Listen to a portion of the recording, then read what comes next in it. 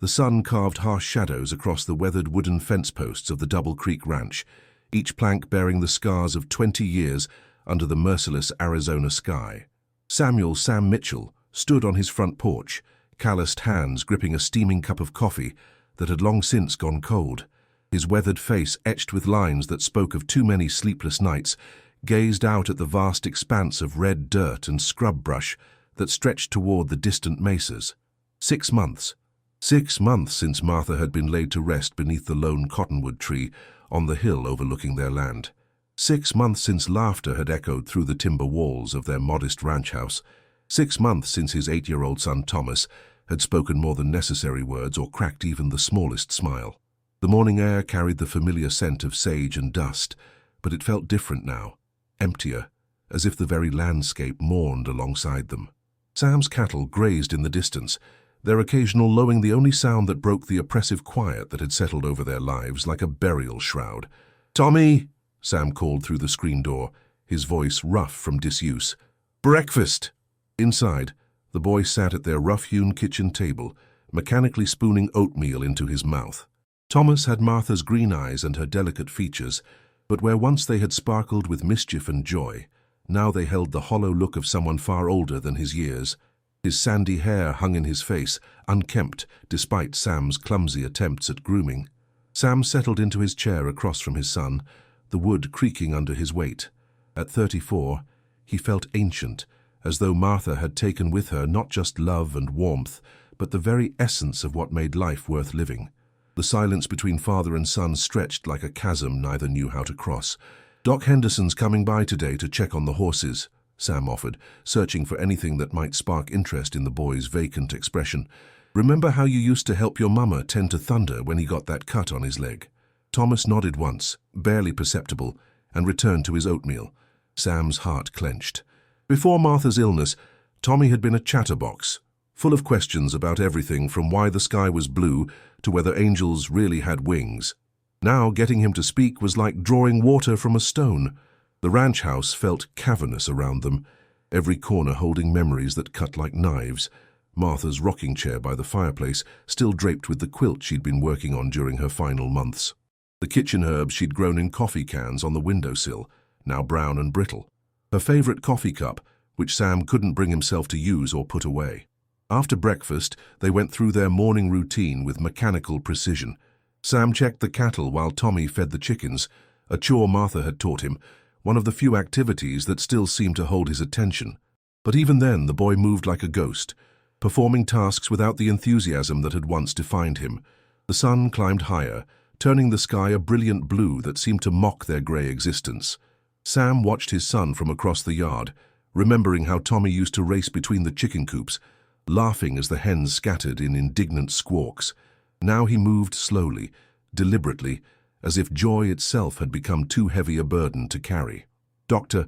Marcus Henderson arrived just before noon, his black medical bag in one hand and his veterinary supplies in the other. A kind man in his 50s with greying hair and gentle eyes, he'd been the one to deliver Tommy and had sat with Sam through Martha's final night. "Sam," he greeted with a firm handshake and concerned eyes, "how are you boys holding up?" "Managing," Sam replied, the lie sitting heavy on his tongue. They weren't managing. They were surviving, barely, one hollow day at a time. Doc Henderson examined Thunder, an aging chestnut stallion who'd been with the family since before Tommy's birth. The horse had developed a slight limp, nothing serious, just the wear of years and hard work. As the doctor worked, Tommy stood nearby, watching with the first glimmer of real attention Sam had seen in weeks. "Your boy's got his mother's gentle touch with animals," Doc Henderson observed quietly, low enough that Tommy couldn't hear. "Martha always said he had a gift." The mention of Martha's name hit Sam like a physical blow, but he nodded. "She did say that. Used to joke that he'd make a better veterinarian than rancher." They watched Tommy carefully stroke Thunder's neck, whispering something too soft to hear. For a moment Sam glimpsed the boy his son had once been, tender, caring, alive. But the moment passed, and Tommy stepped back, returning to his careful emotional distance. As Doc Henderson prepared to leave, he pulled Sam aside near the hitching post. The older man's face was grave, his voice gentle but firm. "Sam, I'm worried about both of you. That boy needs more than food and shelter. He needs to heal, and so do you. Grief is natural, but this silence between you isn't helping either of you move forward. Sam looked away, jaw tight. I don't know how to reach him, Marcus. Everything I do reminds him of her. Hell, everything I don't do reminds him of her, too. Martha wouldn't want this for either of you, Doc Henderson said quietly. She'd want Tommy to laugh again, to be a child. And she'd want you to live, not just exist. After the doctor left, Sam stood on his porch again, watching the sun begin its descent toward the western mountains. The vast sky painted itself in shades of orange and pink, the same colors that used to make Martha pause in her evening chores to admire God's handiwork. Now the beauty felt like mockery, a reminder of all the sunsets they'd never share again. Tommy appeared beside him, silent as always, and together they watched the day die. Sam wanted to put his arm around his son's shoulders, to offer comfort or seek it, but the distance between them felt insurmountable. They stood like strangers sharing the same porch, the same loss, the same crushing weight of a future neither knew how to face. As darkness claimed the ranch, Sam tucked Tommy into bed with the same quiet ritual they'd developed. No stories, no songs, just a gentle good night and the soft click of the door closing. Alone in his empty bedroom, Sam sat on the edge of the bed he'd shared with Martha for 10 years, holding her pillow and breathing in the fading scent of lavender soap. Tomorrow would bring another day of careful silences and hollow routines, another day of watching his son drift further away, another day of wondering if either of them would ever truly live again. Outside, the wind whispered through the cottonwood tree on the hill, and Sam closed his eyes, listening for Martha's voice in its rustling leaves. The morning started like any other, grey coffee, silent breakfast, and the weight of unspoken grief hanging between father and son like smoke from a dying fire. Sam was mending fence near the main road when he heard the sound of wagon wheels grinding against the rutted dirt path that led to town. He looked up, squinting against the late October sun, and saw a sight that made him pause mid-hammer swing. A woman sat alone on the driver's bench of a weathered supply wagon, her auburn hair catching the sunlight like burnished copper. Even from a distance, Sam could see she was struggling with the team. Two stubborn mules that had decided the rocky incline was too much trouble for their taste. The wagon lurched and swayed as she pulled on the reins, speaking to the animals in a voice too soft for Sam to hear, but firm enough to suggest she wasn't giving up easily. For a moment, Sam hesitated. In the months since Martha's passing, he'd avoided unnecessary contact with townsfolk, especially women who might offer the kind of sympathy that left him feeling raw and exposed. But as the wagon tilted precariously to one side, threatening to spill its contents across the road, his ingrained sense of decency overrode his desire for solitude. "Whoa there," he called, dropping his hammer and jogging toward the road. "Let me give you a hand with those ornery critters." The woman looked up as he approached, and Sam felt something shift in his chest. Not the sharp pain of loss he'd grown accustomed to, but something warmer, more confusing. She had kind eyes the color of summer sky, and when she smiled, it reached those eyes in a way that suggested genuine warmth rather than mere politeness. "I'd be much obliged," she said, her voice carrying a slight southern accent that spoke of places far from the harsh Arizona territory. "These mules seem to have their own opinions about where they'd like to go, and unfortunately none of them match mine." Sam stepped up to the lead mule's bridle, speaking in the low, steady tone that had served him well with stubborn livestock for 20 years. "Easy now, Trouble," he murmured, noting the animal's scarred ear and graying muzzle. "Nobody's asking you to climb mountains today." Within minutes, he had the team settled and the wagon back on level ground. The woman climbed down from her perch, and Sam noticed she moved with the careful grace of someone who'd learned to be self-reliant. She was perhaps 28 or 30, with calloused hands that spoke of honest work and a simple brown dress that had seen better days, but was clean and well-mended. "I'm Emma Catherine Walsh," she said, extending her hand like a man might. "Most folks just call me Emma. I'm the new schoolteacher in Copper Creek, though I suspect these mules are trying to convince me I'd be better suited to another profession." Sam shook her hand, surprised by the firmness of her grip. "Sam Mitchell. I run the Double Creek Ranch just up the way. And don't let them fool you. Mules are contrary by nature, but they're also the most sure-footed animals you'll find in this country. They'll keep you safe, even if they complain about it." Emma laughed, a sound like silver bells that seemed to brighten the very air around them. "Well, that's reassuring. I was beginning to think I'd made a terrible mistake leaving St. Louis for this adventure. What brings a city schoolmarm to our little corner of nowhere?" Sam found himself asking, surprised by his own curiosity. He hadn't engaged in real conversation with anyone but Doc Henderson in months. "A desire to make a difference, I suppose," Emma replied, her gaze sweeping across the vast landscape of mesas and desert. "There are plenty of teachers in St. Louis, but out here, well, children need education wherever they are, don't they?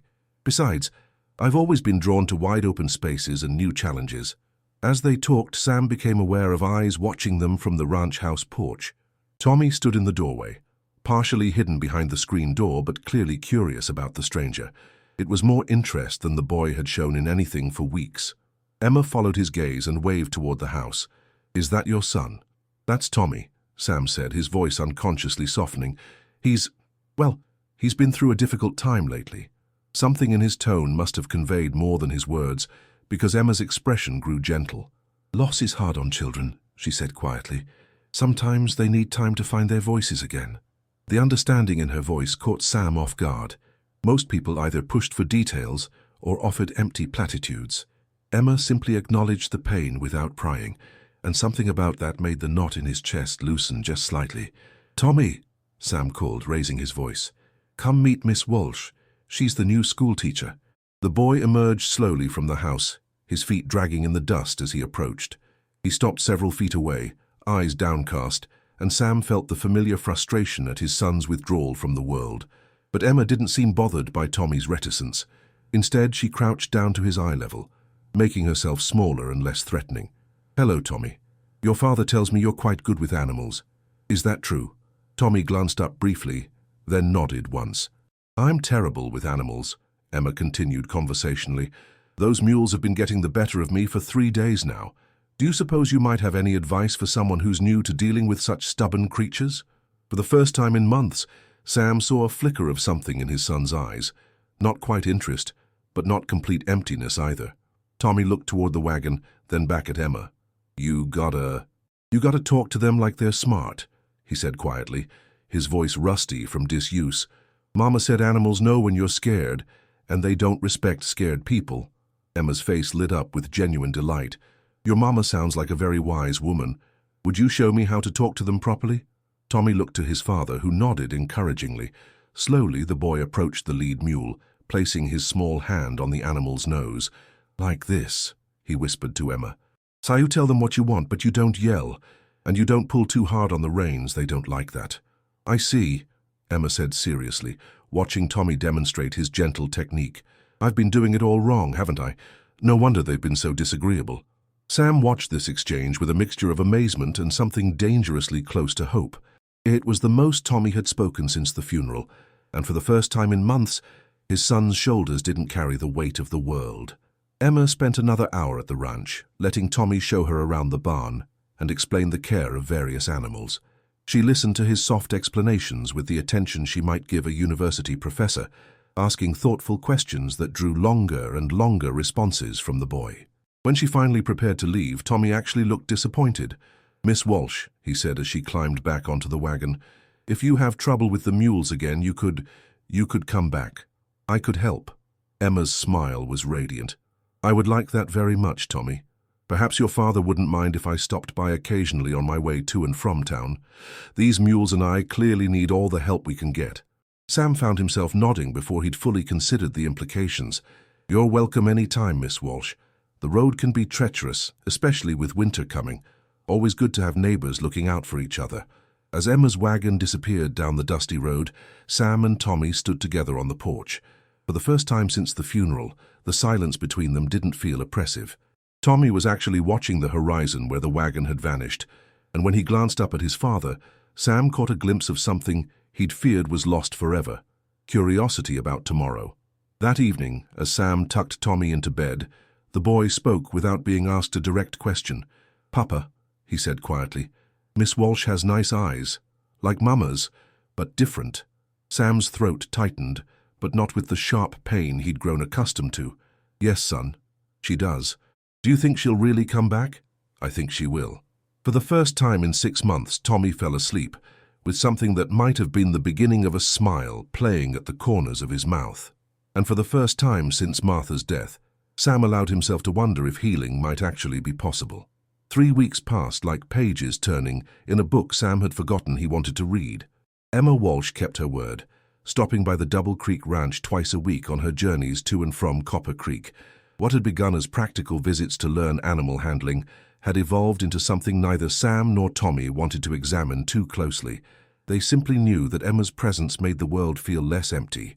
Tommy transformed before Sam's eyes. The boy who had spoken in whispers now chatted excitedly about Emma's lessons, her stories of city life, and her plans for the small schoolhouse. More importantly, he laughed. The sound, rusty at first like an unused gate, grew stronger and more frequent with each visit. "Papa, look!" Tommy called from the corral one crisp November afternoon. Emma sat on the fence rail, watching as Tommy demonstrated how to approach a skittish colt. "Miss Emma, see how his ears go forward when I talk soft?" Emma clapped her hands together, her face bright with genuine delight. "You're absolutely right. I never would have noticed that. You're going to make a wonderful rancher someday, Tommy Mitchell." Sam, mending tack nearby, felt his chest tighten with an emotion he barely recognized anymore. Pride in his son, mixed with something warmer and more dangerous when his eyes lingered on Emma's animated face. She had become part of their routine so naturally that Sam sometimes forgot she hadn't always been there. She helped with evening chores, her city hands learning to milk cows and gather eggs with Tommy as her patient teacher. She brought books and read to them by lamplight, her voice weaving stories that made even Sam look forward to sunset. Most remarkably, she spoke of Martha without the careful tiptoeing that characterized most people's conversations around them. "For your mama must have been very proud of you," she told Tommy one evening as they watched him gentle a nervous mare. "Teaching a child to have such a way with animals, that's a special gift to pass on." Tommy beamed, and for the first time since the funeral, Sam felt grateful for Martha's memory rather than destroyed by it. But it was the small moments that affected Sam most profoundly. Emma humming while she kneaded biscuit dough, filling the kitchen with music it had lost. Her laughter when Tommy told jokes he remembered from before the darkness.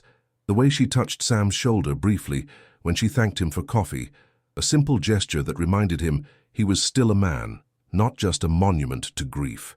One evening, as autumn painted the mesas in shades of gold and crimson, Emma stayed later than usual. Tommy had fallen asleep on the parlor floor, exhausted from a day of helping brand cattle, his head pillowed on the old dog Rex's flank.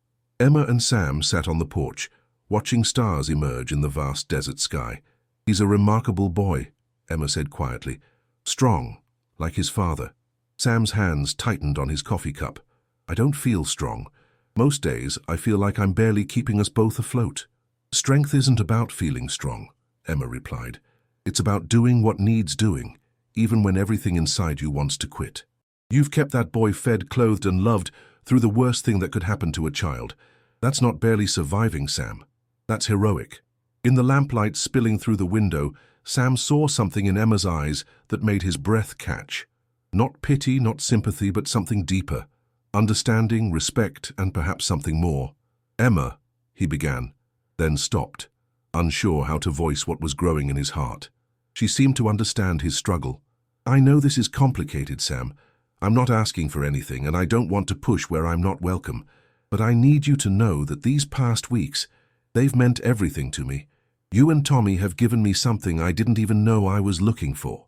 Before Sam could respond, the sound of approaching hoofbeats shattered the peaceful evening. Both of them tensed. Visitors after dark usually meant trouble in this territory. Sam rose quickly, his hand instinctively moving toward the rifle mounted beside the door. A lone rider emerged from the darkness, and Sam's blood ran cold as he recognized the figure. Joseph Blackhawk sat his painted pony with the fluid grace of a born horseman. His long black hair, streaked with silver, war paint faded but still visible on his weathered cheeks.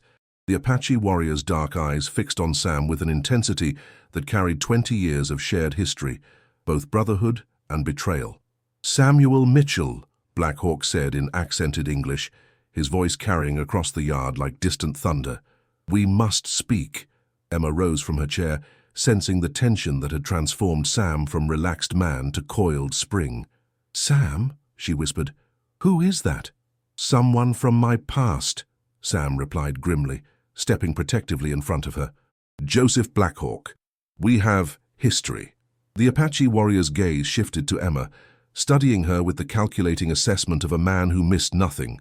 When he spoke again, his voice carried a note Sam recognized, the dangerous curiosity of a predator who had found something interesting. "You have found new happiness, old friend," Black Hawk observed, the word friend loaded with bitter irony. "A woman to replace the one the sickness took. A woman to help you forget old debts." "My personal life is none of your concern, Joseph," Sam replied, his voice steady despite the ice forming in his veins. "State your business or ride on." Black Hawk's laugh was sharp as winter wind. "Business? Between us, there is always business, Samuel Mitchell. Old wounds that refuse to heal. Old promises that were broken." His eyes returned to Emma, and Sam felt his protective instincts flare. "But perhaps now there are new ways to settle old accounts." The warrior's words hung in the air like smoke from a funeral pyre. Emma stepped closer to Sam, her presence both comfort and additional worry, another person he needed to protect. "The children of my sister grow hungry, while you grow fat on land that should feed Apache families," Black Hawk continued. "Land that was promised to us in blood, then stolen with papers and lies." "That was different," Sam said quietly. "You know it was different." "Do I?" Black Hawk's smile was sharp as a knife blade. "All I know is that Samuel Mitchell's word proved worthless as dust, and now my people suffer while he plays at happiness with a new woman." Inside the house, Tommy stirred, mumbling in his sleep. Both men glanced toward the window, and Sam saw calculation flicker in the Apache's eyes, a predator noting all the pieces on the board. "Think carefully about what you owe, old friend," Black Hawk said, wheeling his pony around. "And think about what you have to lose. We will speak again soon." As the warrior melted back into the darkness, Emma touched Sam's arm. "Sam, what was he talking about? What debt? What happened between you two?" Sam stared into the night, his brief happiness crumbling like autumn leaves. The past he'd tried to bury was clawing its way back to the surface, and this time it wouldn't just destroy him, it would destroy everything he was learning to love again. "It's a long story," he said finally, "and I'm afraid it's not finished yet." Sam woke to Tommy's screams. The morning sun was barely cresting the eastern mountains when his son's cries of terror shattered the dawn silence. Sam bolted from bed, grabbing his rifle as he ran toward the boy's room, his heart hammering against his ribs like a trapped bird. "Papa, Papa, they took her," Tommy sobbed, pointing toward the window with a shaking hand. "The Indian man, he took Miss Emma." Sam's blood turned to ice water as he looked out at the yard. Emma's wagon sat abandoned near the barn, one wheel still slowly turning. Her mules stood placidly in their traces, undisturbed, but Emma was nowhere to be seen. On the wagon seat, a single eagle feather fluttered in the morning breeze, Black Hawk's calling card. "When, Tommy? When did you see them?" Sam demanded, trying to keep his voice steady despite the panic clawing at his throat. "Just now I was watching for her from the window, like always, and she was unhitching the mules, and then the Indian came with 2 other men, and they just took her, Papa. She tried to fight, but there were too many." Sam's mind raced. Emma must have arrived early, probably hoping to help with morning chores as she'd taken to doing. Black Hawk had been watching, waiting for the perfect moment to strike. The bastard had planned this. "Listen to me, son," Sam said, kneeling and gripping Tommy's shoulders. "I need you to ride to Doc Henderson's place. Tell him what happened and have him send word to the sheriff. Can you do that?" Tommy nodded through his tears, his face pale but determined. "What are you going to do, Papa?" "I'm going to bring her home." Sam saddled Thunder with shaking hands, his mind filled with images of Emma frightened and alone. The track was easy to follow. Black Hawk wasn't trying to hide his trail. He wanted Sam to follow, wanted him to come alone to whatever confrontation the Apache had planned. The trail led into the Badlands, through rocky canyons and treacherous slopes that spoke of ancient battles between stone and wind. Sam pushed Thunder hard, following the hoofprints deeper into Apache territory, his rifle across his saddle and his heart full of desperate prayer. By midday, he found them. Black Hawk had chosen his ground well, a natural amphitheater of red stone where the walls rose on 3 sides, leaving only one way in or out. Emma sat bound near a small fire, her dress torn but her back straight with defiant courage. 3 Apache warriors flanked Black Hawk, all armed, all watching the canyon mouth where they knew Sam would appear. "Samuel Mitchell!" Black Hawk called as Sam rode into the clearing, his hands visible and empty. "You come quickly for a woman you barely know." "Let her go, Joseph," Sam said, dismounting slowly. "Your quarrel is with me, not her. But she is the weapon that will finally make you pay your debt," Black Hawk replied, his scarred face cruel in the afternoon light. 20 years ago, you promised me land for my people in exchange for peace. 20 years ago, your word sealed our treaty. But when the soldiers came with papers, suddenly Samuel Mitchell had no memory of Apache friends. Sam's jaw tightened. The truth was more complicated than Black Hawk made it sound, but the core was accurate enough. The territorial government wouldn't honor private treaties. I tried to fight it. You tried nothing, Black Hawk snarled. You took the white man's gold and forgot Apache children who trusted your word. My sister's sons died of hunger that winter because the promised land was never given. Emma's eyes found Sam's across the fire, and he saw no fear there, only faith that he would find a way. That trust hit him harder than Black Hawk's accusations. "What do you want?" Sam asked quietly. Black Hawk smiled, but there was no warmth in it. "Justice. Your ranch, Samuel Mitchell. The Double Creek land, all of it. Sign it over to my people, and the woman goes free. Refuse and she stays with us. Forever." Sam felt the world tilt beneath his feet. The ranch wasn't just property. It was Tommy's inheritance, Martha's memory, 20 years of back-breaking work. It was everything he'd built, everything he had to leave his son. "Papa would never—" Tommy's voice came from behind him. Sam spun to see his son peering around a boulder, having followed despite instructions. The boy's face was streaked with tears and dust, his small chest heaving from the hard ride. "Tommy, get back!" Sam shouted, but Black Hawk was already signaling his men. "Ah, the little one comes too," the Apache said. "How touching. Now you can choose Samuel Mitchell with your son watching, your land or your woman." Sam looked at Emma, saw the plea in her eyes, not for herself, but for him not to sacrifice everything for her sake.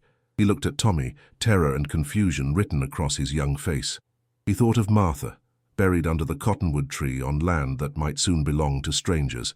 But then he remembered Emma's laughter filling their empty house, Tommy's smile returning, the hope that had begun to bloom in their broken hearts.